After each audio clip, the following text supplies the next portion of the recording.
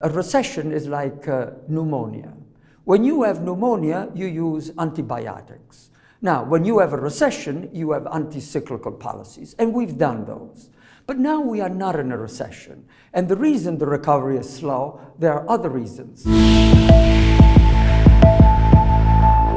Joining me today at the FinDating event is a distinguished professor in economics from Fordham University in New York. He is also a consultant to the IMF and the World Bank, Dominick Salvatore.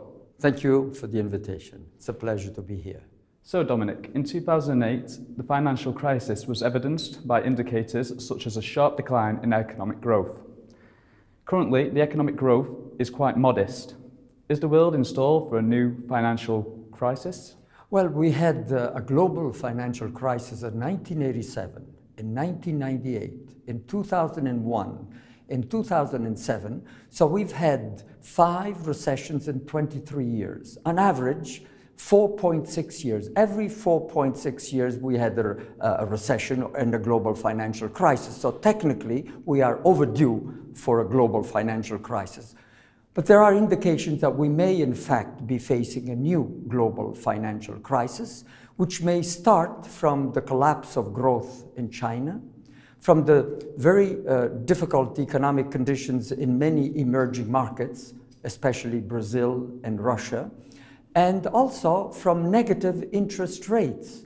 This is extremely dangerous because investors seeking returns will undertake excessively risky investments. And risky investments can lead to bubbles, just in 2007, and can lead to a new global financial crisis. However, no one can say when this crisis will come. So the US economy has had its worst recovery compared to other financial crises.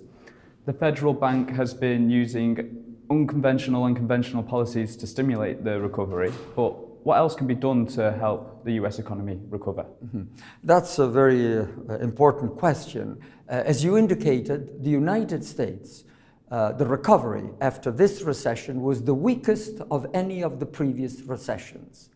In all previous recessions except the last one, for the next 2 or 3 years after the end of the recession, growth was extremely rapid. Now, as you indicated, the United States did everything that could be done as for anti-cyclical policies. We had interest rates practically zero. As I've said, the world has never seen interest rates practically zero in nominal terms.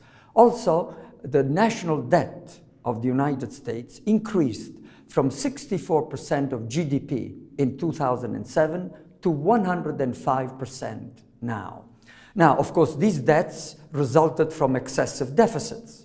So the United States conducted most stimulating monetary and fiscal policy, but the recovery has been slow. So the point is, could have done more? Well, not in monetary and fiscal policy. You see, a recession is like pneumonia. When you have pneumonia, you use antibiotics. Now, when you have a recession, you have anti-cyclical policies, and we've done those.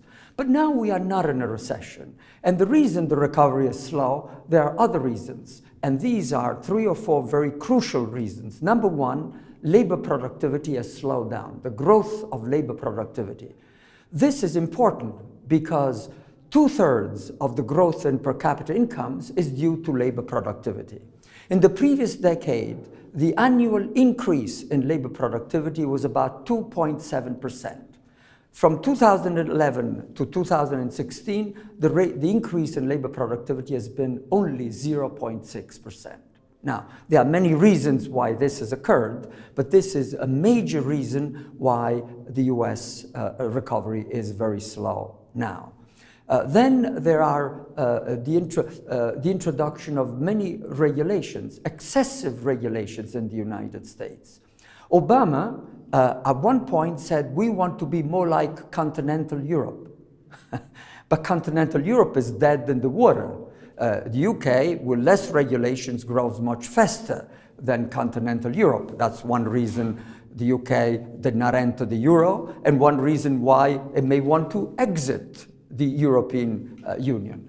The United States, so Europe does not grow primarily because of excessive regulations. There is an index, ease of doing business.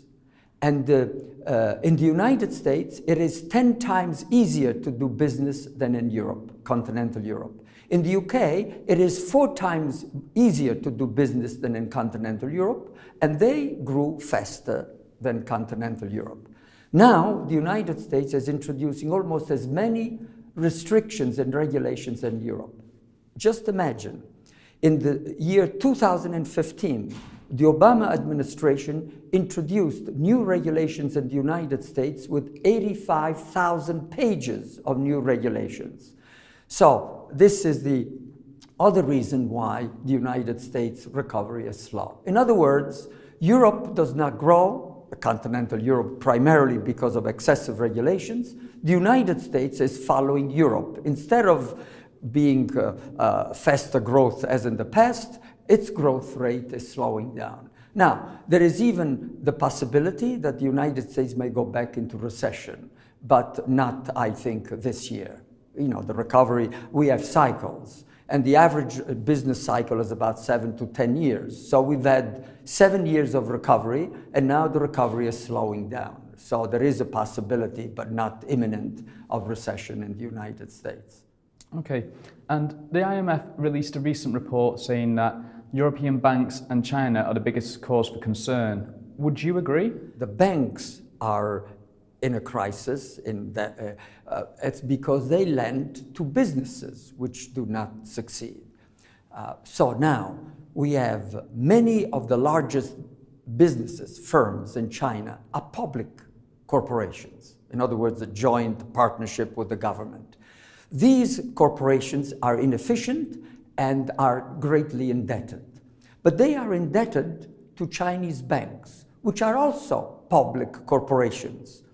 And so the firms are indebted excessively to banks, which are public corporations, and China, however, has tremendous international reserves. To answer your questions, yes, firms in China, corporations are heavily indebted. Imagine their debt is increased from 50% of GDP of China to 150% of the GDP of China. So it tripled in the past 6-7 years. But this will not cause, I think, an immediate crisis. China can sustain this problem for the next 4 or 5 years, but if they do not correct the problem, a crisis may come in that direction in China. And of course, China is such a big economy, the second largest economy in the world, that it could tip the balance and bring the world again into a new global financial crisis. Well, thank you for your time today, Dominic. It's been a pleasure speaking with you. Thank you very much. That wraps up today's interview, but don't forget to click back on Dukascopy TV for the latest from the FinDating event.